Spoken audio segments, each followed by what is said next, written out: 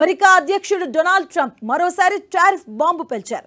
ఈసారి మధ్యస్థ భారీ ట్రక్కులపై 25% సుంకాలు విధిస్తున్నట్లుగా ప్రకటించారు. సుంకాలకు కొత్త సూత్రం చెప్పారు ట్రంప్. టారిఫ్లతో $100 బిలియన్ల సంపాదించడంతో పాటు సుంకాల వల్లే శాంతి పరిరక్షణ చేస్తున్నామని చెప్పుకొచ్చారు. విదేశీ ట్రక్కులపై పెంచిన ఈ సుంకాలు వచ్చే నెల నుంచి అమల్లోకి రాబోతున్నాయి.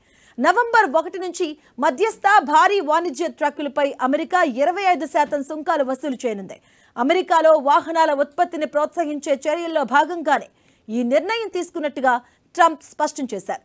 అయితే అమెరికా ఆధారిత భాగస్వామ్య దేశాలు జాయింట్ వెంచర్లు ఈ టారిఫ్ నుంచి మినహాయింపు పొందే అవకాశం ఉన్నట్లుగా తెలుస్తుంది.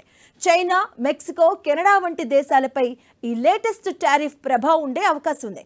ఈ టారిఫ్లపై ఇంకా స్పష్టత రావాల్సిందే. ఒకవేళ విడిభాగాలు, ఉపకరణాలు దిగుమతులపై కూడా టారిఫ్లు ఉంటే ఆటోమొబైల్ ఎక్స్పోర్ట్స్ ఆధారిత వ్యాపారాలపై ప్రభావం ఉండవచ్చని నిపుణులు చెబుతున్నారు. భారత్ నుంచి అమెరికాకు ఈ తరహా ట్రక్కుల దిగుమతులు చాలా తక్కువ ఉంటాయి కాబట్టి అంతగా ప్రభావం పడకపోవచ్చు. అయితే ఇక్కడి కంపెనీలు అమెరికా మార్కెట్లో ప్రవేశించాలి అనుకుంటే మాత్రం టారిఫ్ చిక్కులు ఎదురయ్యే అవకాశం ఉంటుందని అభిప్రాయాన్ని వ్యక్తం చేశారు.